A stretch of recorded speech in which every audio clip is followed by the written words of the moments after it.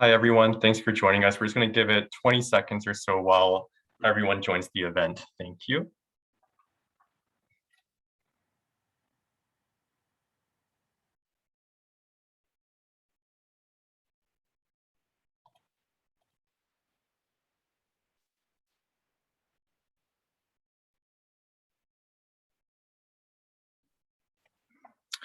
Okay, most people should be with us now in the webinar, so thank you for joining us. Hi, everyone. My name is Chris Kolink. I'm REALPAC's Manager of Research and Sustainability, and I'd like to welcome you to today's REALPAC webinar on accessibility within buildings and beyond.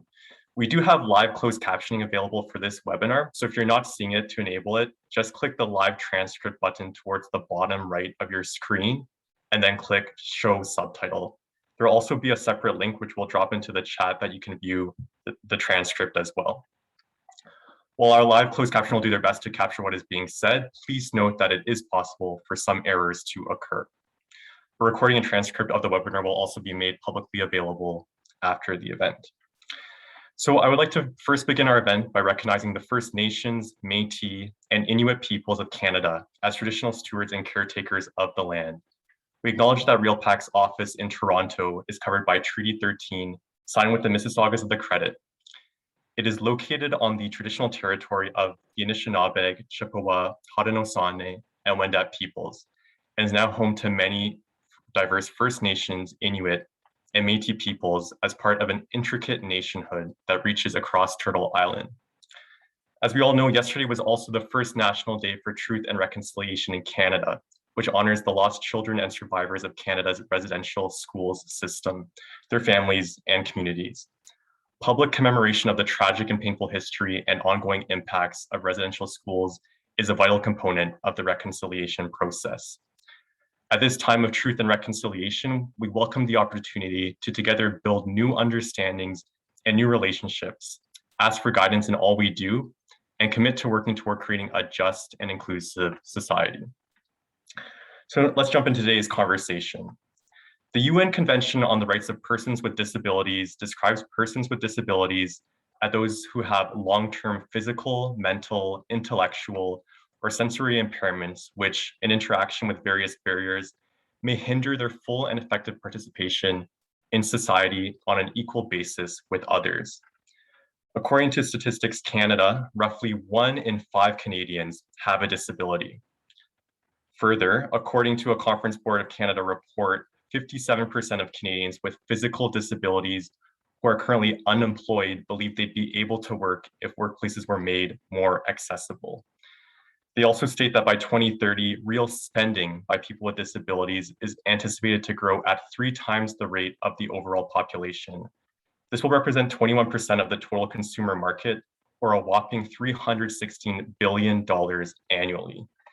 It is clear that supporting accessibility is not only the right thing to do, but there is a clear business case to do it. An Accenture report also points out that since 80% of disabilities are acquired between the ages of 16 and 64, it's crucial to remember that anyone could become a person with a disability at any time. There is no us and them. As commercial real estate owners and managers, we have a unique and crucial role to play in supporting accessibility within our buildings and organizations, both for our employees and for our customers. So we have a stellar panel today who will help us to understand how we can improve accessibility to enable transformational change in our buildings, workplaces, and society.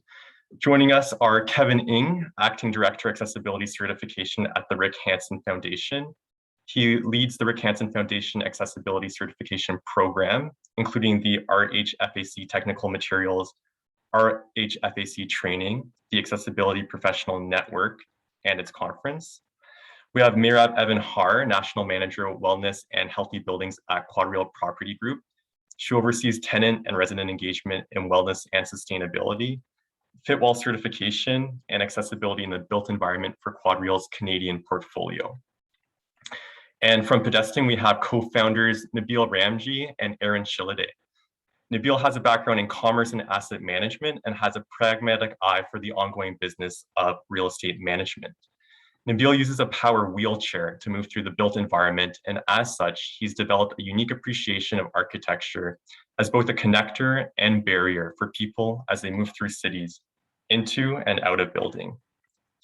His pedestrian co-founder, Aaron, has a passion for accessibility derived from his vocation as an architect and his years-long friendship with Nabil. Aaron is a licensed architect in the province of Alberta and a certified RHFAC professional. Welcome, Kevin, Meirav, Nabil, and Aaron, and thanks so much for being with us today. Just one last quick note before we start. If you have any questions for any of our panelists during today's discussion, please put them into the chat and we will do our best to answer them. We've allocated time at the end to address your questions. So thank you all for that. Let's jump right into the conversation. First off, let's just dissect a bit more. Why is it so important to support accessibility? And Nabil, perhaps I can start with you. Can you tell us why accessibility is so important from a user perspective? Yeah, thanks, Chris, for the introduction. I'm Nabil, and I have cerebral palsy, what makes me rely on the power wheel to get around the built environment. Additionally, I have limited upper and lower mobility, which limits my independence to a certain degree. Therefore, I'm here today to share with you my experience of how accessibility impacts my interactions with the built environment and how it affects my daily life. What is unique about my perspective is that I have 10 years of asset management experience with large commercial real estate and residential holdings, as well as having a physical disability. Like many of you prior to COVID, I enjoy attending a meeting at the office building, going to a restaurant, experiencing a concert venue, a sporting event, attending a conference, going shopping. Participating in these activities are always challenging because I often feel anxious about ramping up because sometimes I don't know if the space or route will work for me from an accessibility perspective. Before ramping out, I often wonder if the public transit will work for me. There's a building of space with accessible drop-off spot, curb ramps, or an accessible entrance. Once I'm in the building, I often wonder about elevators, washrooms, counter heights, and the type of customer support that might be available. Due to these uncertainties, my independence is taken away from me, where I often have to pre-scout the space or travel route ahead of time. Ultimately, I'm forced to either be with a family member, friend, or work colleague to assist me with any barriers I might encounter. As a result of this lack of independence, sometimes I feel isolated or having to miss out on opportunity that cities may offer. Thanks so much, Nabil, and thank you for sharing your perspectives firsthand. Obviously, for a lot of us, we take a lot of these things for granted. So to have your perspectives is very helpful. So thank you for that. Thanks. Aaron, perhaps we can turn to you. So you're an architect. Can you express the importance of accessibility from a design perspective? How are buildings currently doing? What are gaps that we still need to fill?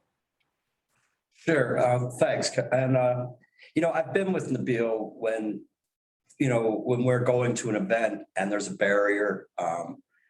And he's being gracious when he says he feels isolated or it's a frustration that's palatable. I've seen it on his face. He's extremely diplomatic, kind person.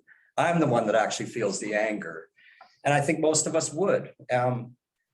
And so I admire Nabil's ability to go out and just say, I want to be counted. I'm here. But sometimes the buildings and obviously the persons behind the buildings that design them or operate them have not considered everything when they've designed it. So as an architect, you know, I feel incredibly lucky. I've known Nabil about 5 years. I'm, you know, a senior architect. I thought I went to great school, apprenticed with amazing architects. And yet it wasn't until I really saw and experienced life with Nabil that we're as architects designing buildings for people that are perfect like us, that walk, that can open doors, that can do things, hear things, see things. And you realize, wow, you know, we think that somehow our buildings are going to be less if we design for that 20% of the people that may have a challenge. And yet what I've come to find is your building becomes perfect for 100% of the people if you make your building perfect for that 20% that have a challenge. It doesn't affect the end design. In fact, it's quite a challenge to make a beautiful, perfect building that works for everyone. To make a building that works for able-bodied people is actually pretty simple by comparison. So I found that was one of the first things I learned hanging out with Nabil. You know, but I can tell you as an architect, I can't force an issue on my clients. All they hear is the money that it's going to cost to do what this little architect is telling them is important. So I'm an architect who's quite passionate about talking about why it's important for the clients, the building owners, asset managers, the people that make the decisions to start off by saying, we're making a new building. Let's get accessibility figured out in the design process. And that's where it's really effective. That's where you start to see how beautiful a building can be when it really does work for everyone. I've been in buildings, in fact, at Disneyland, I went there a year or so ago with my family. You do not notice the accessible features there. They are so well done. And there are a lot of people with disabilities, seniors, people, young people. I can tell you stories that just are amazing about what happens when you do consider it early on. So I feel like with the audience here, I'm imploring on you, you need to talk to the people above you and below you on that food chain in the facilities management, asset management world. That accessibility, if it's thought through early on in the design, now this is with a new building, typically, that the delta in construction costs is 1 or 2%. There's several studies that have been done. So it's not a money thing. It just needs to be thought through in the beginning. And, you know, I guess that's mostly what I wanted to say about how, as an architect, I see accessibility. We can do anything as architects. We're great problem solvers. But we need to have the people above us, the people that hire us, understand that. And so I do spend a fair amount of time advocating for why accessibility is important.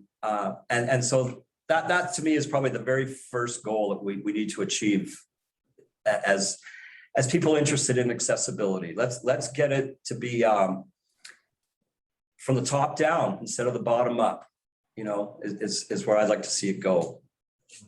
Thanks. Thanks, Aaron. Yeah, no, those are really great perspectives and definitely some things we can drill more into as we progress through the panel. So thanks for that.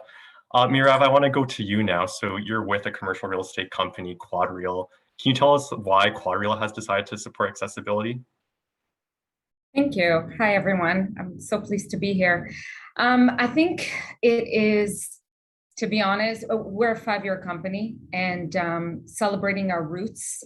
We also have the tenacious goal of having being a responsible company, and we have this motto, excellence lives here.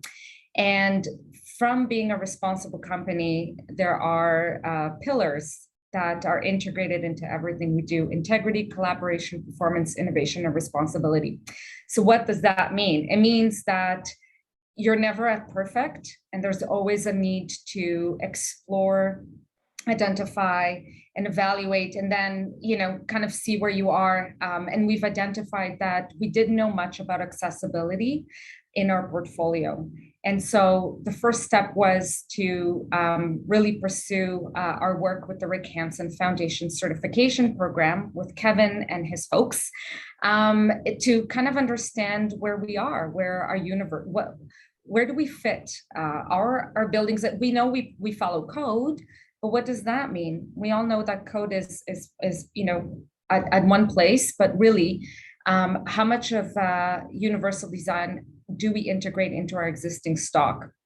And how do we future-proof our buildings in order to make sure that as a company that also looks at inclusivity, that we make sure that our buildings are as inclusive for everyone. And so part of it was really having the assessments in 2020 and 2021 in order to understand where we are. And that's, you know, we're just at the beginning of the journey, but we feel like we now have a sense of, okay, now we can put together a road plan. We can look at a systematic way of approaching accessibility for the rest of the portfolio. And it's extremely important for the rest of the industry to come together and collaborate on this. We've done a lot of really great work when it comes to the sustainability environment. I think the energy portfolio, the energy manager portfolio manager, Energy Star portfolio manager came to Canada in part of, you know, the industry associations like REALPAC really helping push the agenda.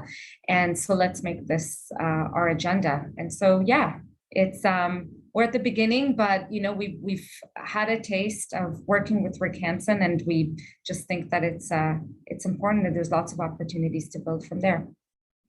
Great. Thanks, Mira. And on that note, Kevin, let's go to you to talk a bit more about that. Let's start drilling it down into within our buildings, how can we actually make them more accessible? So Kevin, of course, you're with the Rick Hansen Foundation, which is one of Canada's leading organizations supporting accessibility.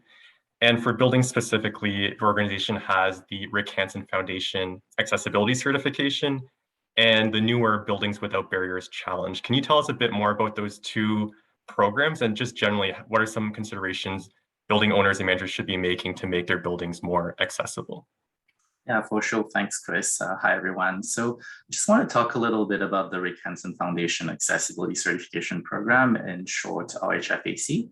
So RHFAC is a national rating and recognition system that provides building owners and operators with a better understanding of the current level of meaningful access of their sites.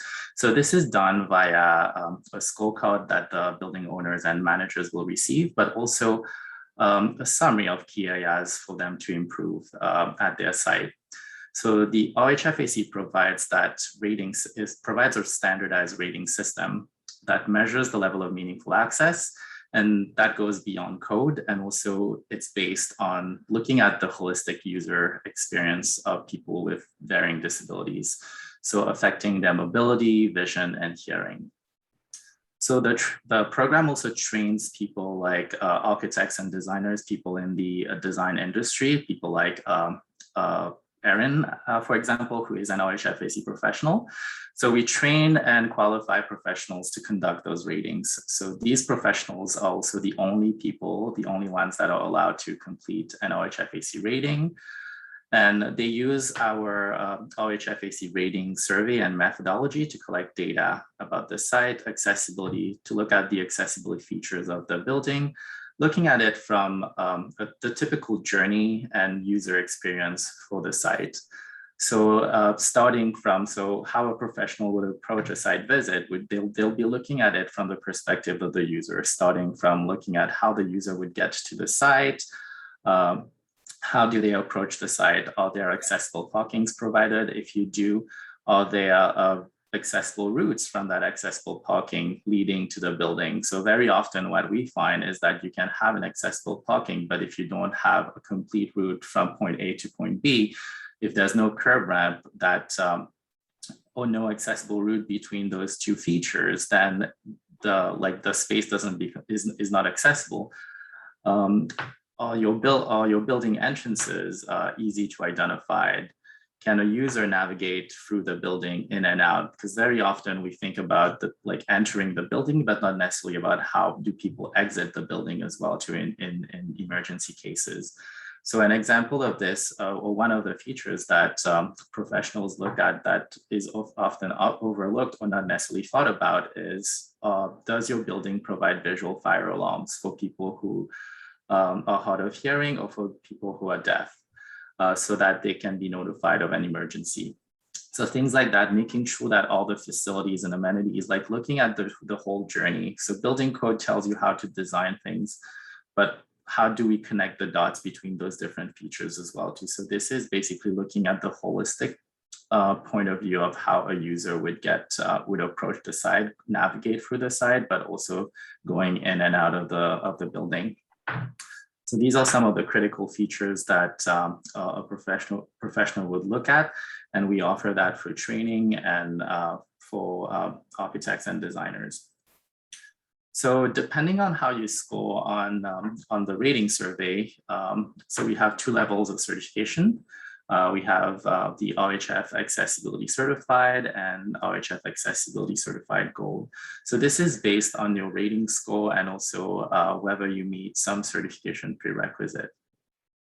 So what we're trying to do is basically encourage organizations to showcase their accessibility so that they can have that competitive edge as well too, and also demonstrate their leadership in diversity and inclusion, and also making sure that their buildings are more inclusive to everyone, not just for people with disabilities, but also their loved ones. I guess from my personal experience, how I got into accessibility was from the fact that I had a friend who, a similar situation with Erin, I had a friend who uses a mobility device, and I was trying to find a restaurant for us to go to, and the one that I wanted to go to was not accessible and did not have an accessible bathroom. So by making your space accessible, you're not just making it accessible for people with disabilities, but for everyone as well. And you might be also losing business from not just someone with a disability, but also their loved ones as well too, who might be going to your building. So that's one of, so this is an important consideration when you're thinking about like supporting accessibility and making your building accessible. I think the other thing as well too, that one of the reasons why the program is can be useful as well to you is we also have a pre-construction rating stream as well too, which allows you to get your site rated early on during the design stage, which can help avoid creating any new barriers as well too. So understanding your accessibility early on during the design stage helps you reduce the need for costly retrofits in the future. So this is something that something to keep in mind as well too, that we're not creating new barriers, especially right now in this day and age. We want to make sure that everything that we're building has accessibility in mind.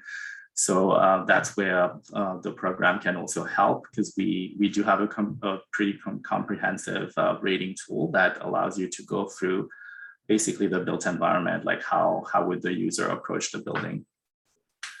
So yeah, and as Chris mentioned as well too, we have launched the Building Without Barriers challenge, which encouraged commercial property owners to learn more about the accessibility of their asset. So we have 13 leading real estate organizations, including QuadReal, that have pledged at least a minimum of three buildings to be rated.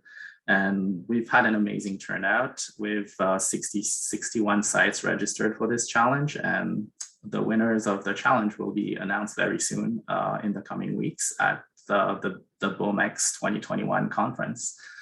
So yeah, basically like where RHF is helping make the built environment more accessible is through that continued engagement and educating different program participants, people like architects and designers, to learn how to create more accessible spaces, but also educating building owners and operators in terms of how they can demonstrate their leadership and commitment to a more accessible and inclusive future.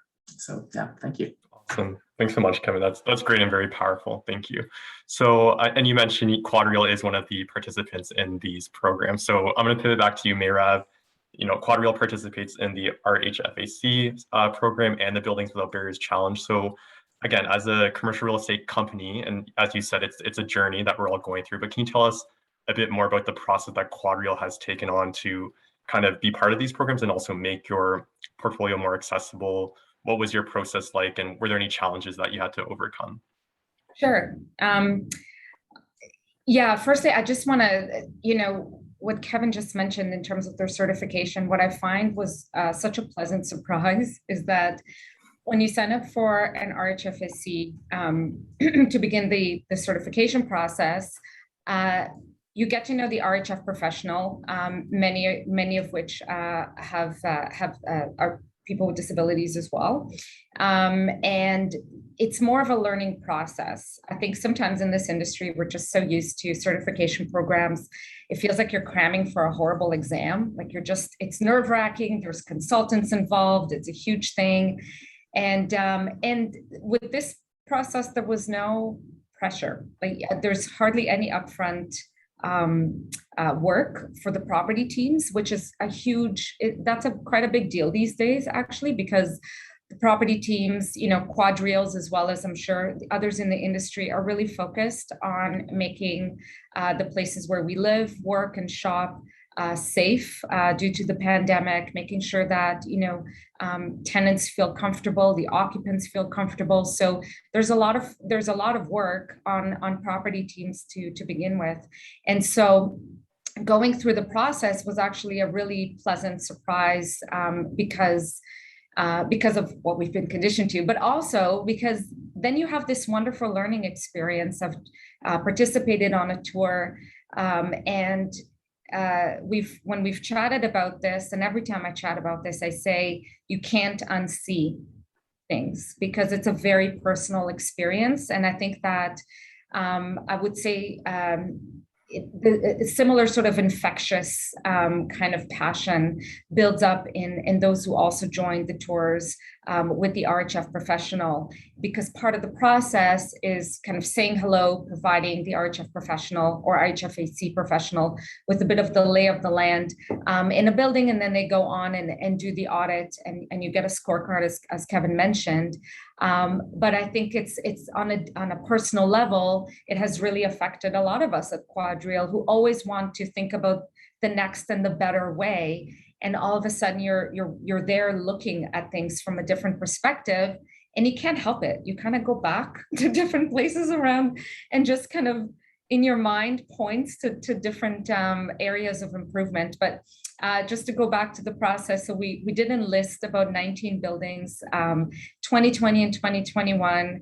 The pandemic has been a challenge. It means that some of the verifications or the audits had to be postponed by months due to the lockdowns. But I'm glad to say whatever buildings we've had in the process have gone through the certification.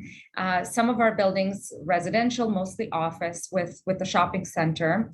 And what we've done, which I personally found, and I think our property teams found helpful, is after the RHFAC process has concluded, we've actually reconnected with the professional who audited the building and asked him or her to join us for an additional, so we've hired them essentially to do a virtual meeting with the team, to go over the recommendations, look at photos from the audit, really have a discussion, as well as incorporate the recommendations into short, medium term, whether it's an operating budget, into a potential CapEx project, and then for the team to sort it out themselves once they've identified their areas of focus.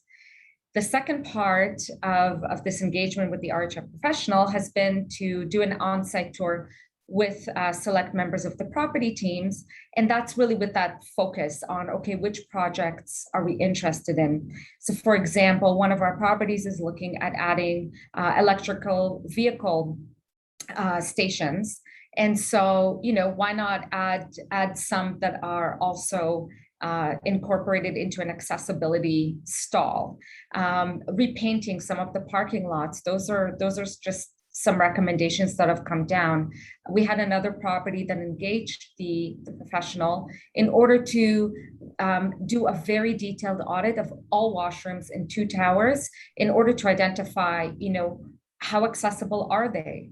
Sort of to what Kevin alluded, you can have an accessible stall, but maybe the door doesn't open wide enough or long enough. Maybe there's a vestibule that isn't, that makes accessing the restroom a little bit more difficult. So it is really a journey and there's lots to learn, but it's been absolutely kind of fascinating because you rediscover your buildings. You realize that there's so much to do, and a lot of it is things that are doable. They can go into operational budgets. They can also include something like as simple as training, cleaning staff not to leave, wet signage and pylons all over the floor to create tripping hazards. So I'll stop it at that, and kind of wait and see if there are any specific questions that come from the audience. But that's essentially been our process, just completely a process of discovery and looking to learn as much as possible from the professionals with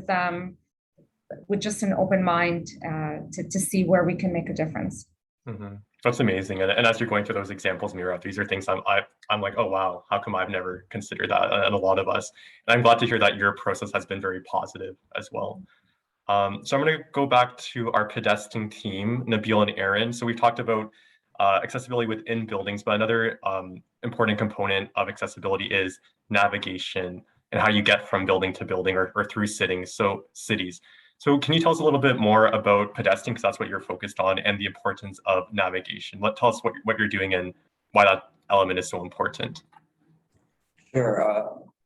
When Nabil and I first started looking at the built environment, accessibility, and I understood the design process. Nabil understood disability and accessibility, but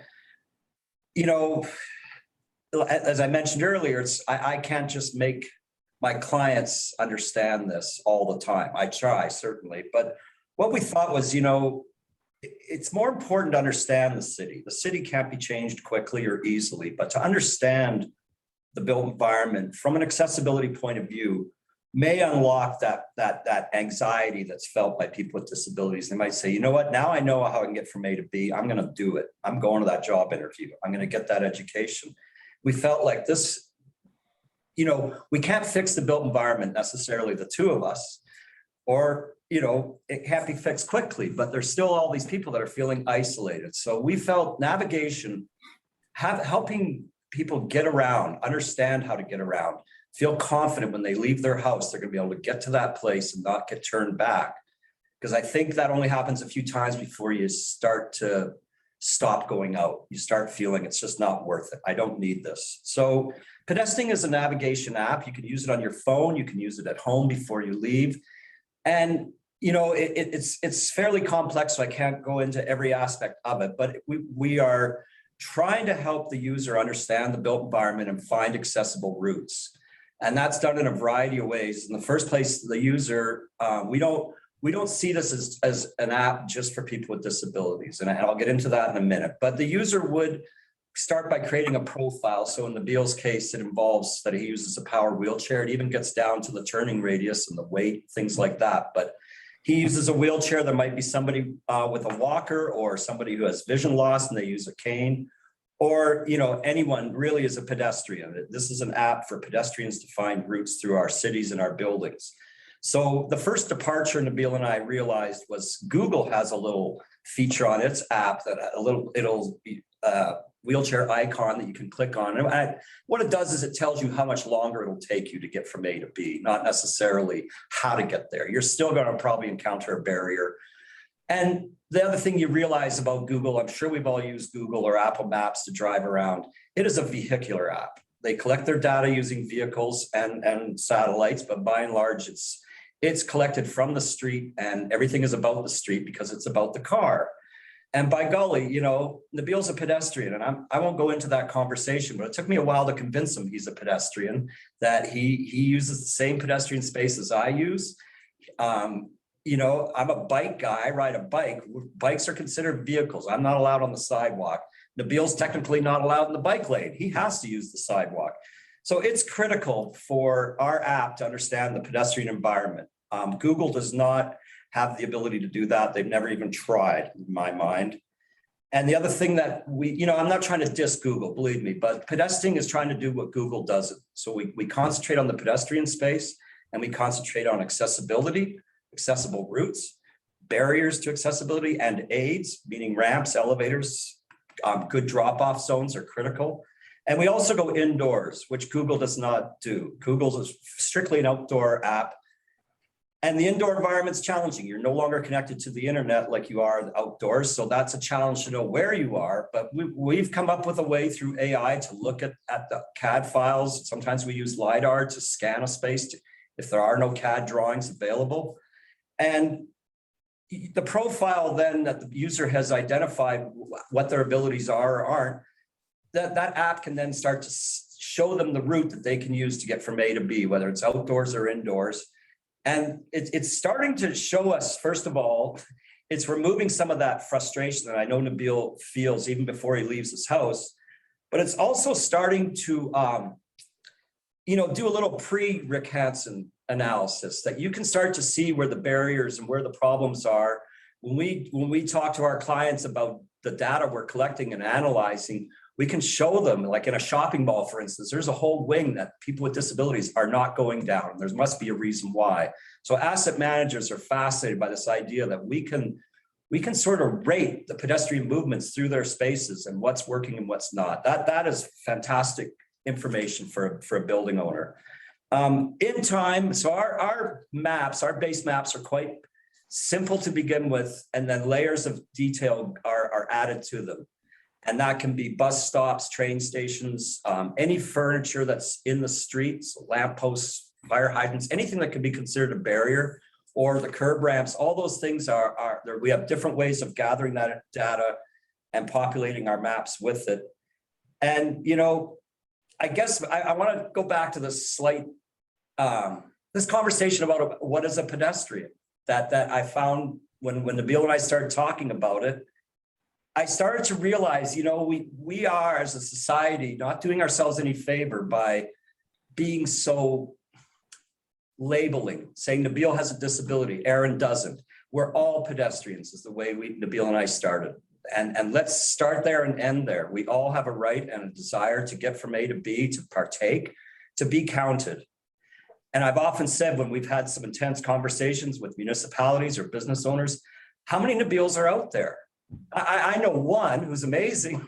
I'm wondering how many Nabils we're missing out on. And would not be a better, stronger, more interesting society if all those people that I know are out there are represented, counted, and part of our everyday lives. And I guess, come back to saying, architecture, the built environment, it is the thing that was supposed to connect all of us. I think that's what we all thought when we were in university studying this stuff, that this is amazing. We're bringing all these people together, whether it's a mall or a sport venue or an office tower.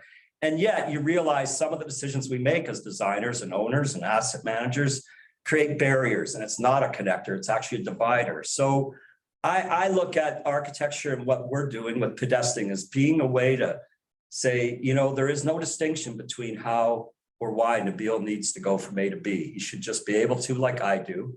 As Kevin or Chris said, we take it for granted, some of us. And so, as Miriam said, you can't unsee it once you've seen it. So I'm really happy to be able to point out some things that maybe we've not seen before and start to look at them. And the Rick Hansen certification is a fantastic way to rate your building. It's one of the things I love about it is that I can talk about it objectively. It is a rating system. There's no judgment here. The code is basically something that was created for safety ostensibly, but the barrier-free legislation is the bare minimum, What Rick Hansen introduced me to was there's something called meaningful access. And that is not the bare minimum. That means it works. It's meaningful. Nabil and I have been in many situations where the building is brand new. It's designed and built within the last few years, and yet he still can't get into certain bathrooms or through certain areas. So Rick Hansen's group, they take no prisoners. They will tell you when your building that is up to code is not working meaningfully. And I love that because that's where it starts, is really being honest with ourselves about our assets and about, I guess, our society. That's where I end. I start with the buildings, but I end with society because they bind all of us, I think.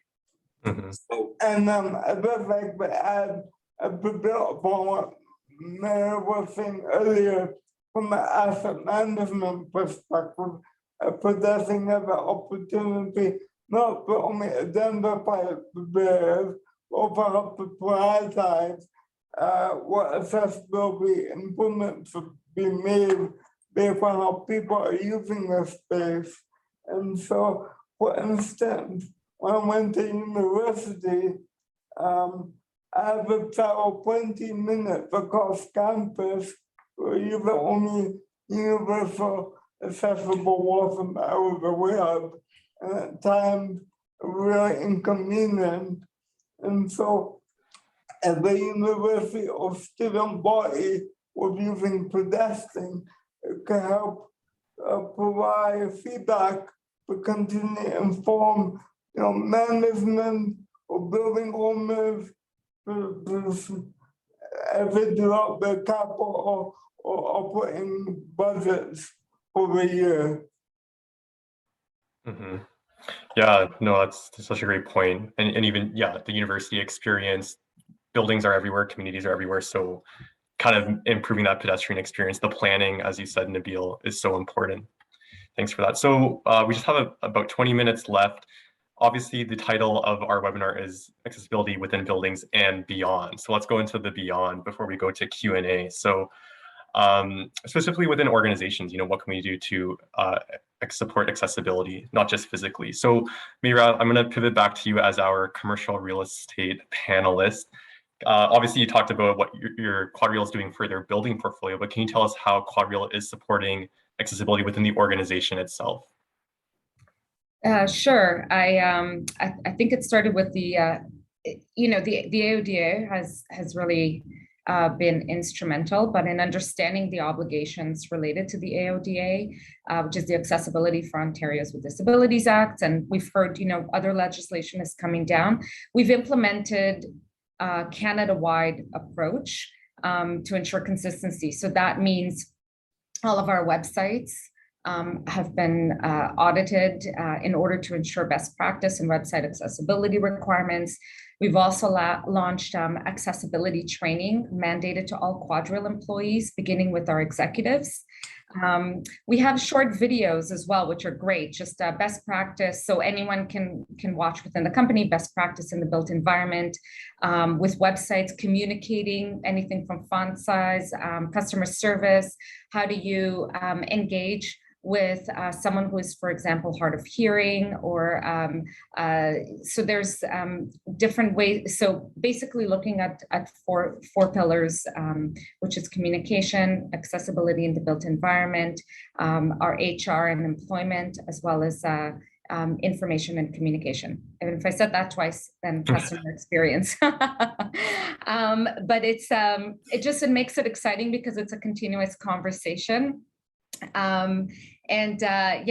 Those short videos are fantastic. So really looking at kind of educating the teams, our fellow QuadReal employees, in what it means to be welcoming, to understand what accessibility means across the country. And so I'd have to say that Canada-wide approach and not waiting for legislation has really helped us kind of get going. But like I said, it's the beginning, and I think that's why it's so exciting to have you guys, REALPAC, hosting, because I think that there's probably different organizations doing really exciting things that we can then collaborate and bring best practice to the surface as an industry-wide acceptable measure, I guess, or best practice.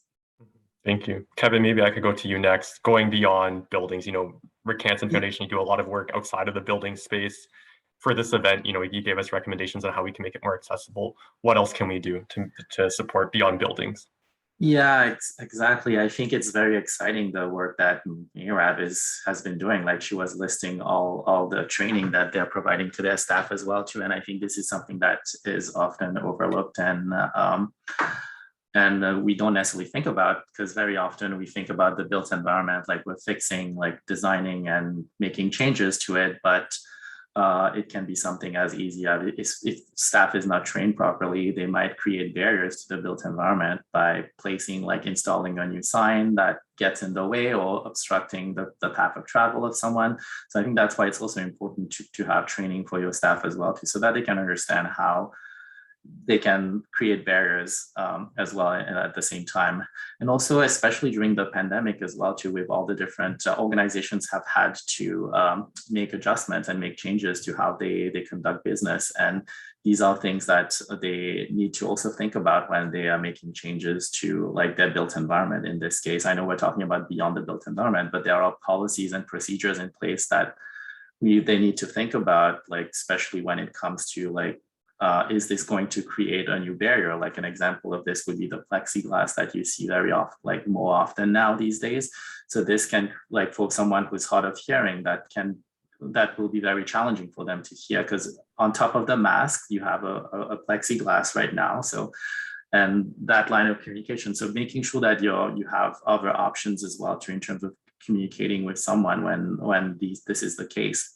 I think the other thing as well too, as Erin and Nabil mentioned earlier, is basically providing as much information about accessibility as possible, like online, because like for people to be able to, for someone to not be anxious to go to the site, like providing that information firsthand makes people more comfortable to visit the site. Like an example of this would be if you have multiple entrances at your building, but there's only one entrance that's accessible. Like it would be good for someone to know that and have access to that information firsthand, so that if they're being dropped off, they're not being, especially if you have a larger building, that they're being dropped off at the right location.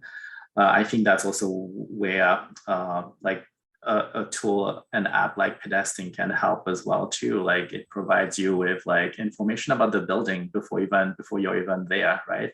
Like it's almost like with everyone, when you're traveling to a new location, you're trying to get as much research done as possible. And also, like in terms of like the whole communication piece, making sure that your website is accessible to people who use screen readers. Like, are they able to navigate through and actually read the information that you're providing? Like this is something that like I would recommend everyone to look into as well, to outside of the built environment. But as you mentioned for this event as well, like if any type of event that you're putting together, ensuring that it's as inclusive as possible with ASL and captioning. So yeah, Awesome. Just going above and beyond the built environment. Mm-hmm. Thanks, Kevin. Nabil and Erin, how about for both of you, what else can we be doing beyond just buildings to support accessibility? You know, I think when Nabil and I, again, when we started this, we thought, you know, the barrier-free legislation, the government initiatives haven't really moved the needle a lot. In the last 30 years, Rick Hansen has raised awareness to an incredible degree about accessibility, but the way it works in the built environment, we all just sort of refer to the code. And so we felt like that was one of the things Pedestin wanted to do, was say, let's get to the business community, the business people, and say, this is important. This is why you should have greater accessibility, because opening your business, if it's a retail business or any kind of office building, sport or cultural venue, when you make your place more accessible, you have better representation, you've opened up your market. I got to speak at ICSC, the International Conference of Shopping Centers, big retail crowd, and my pitch was access equals revenue. You're missing out on 20% of the market ostensibly by not having accessibility. And one of the examples I made, I did some research to this young man who writes blogs about Disneyland. He's been going since he was 4 years old. He's about 40 now. And one of the things he said just got me thinking so hard. He said, you know, I don't feel disabled when I'm at Disneyland. And, you know, I believe he has MS, you know, he walks with crutches, but just an amazing sentence to hear as an architect, that space makes me feel good about myself. So I felt like to make that case to the business community is probably more powerful than trying to get the government to create some new code or help in some way. No, it's business, it's us, it's the people on the screen that I'm looking at, and those of you who are looking at us. We're the ones that actually can help government understand accessibility. We don't need to wait for them to tell us what to do. We should be leading the way. And that to me is really important. You know, Chris gave some statistics about people with disabilities. Oh, I think we can't hear you. It muted.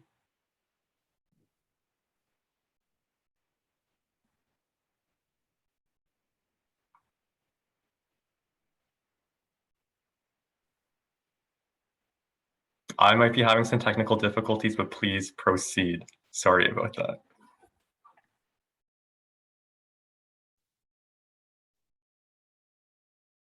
Oh,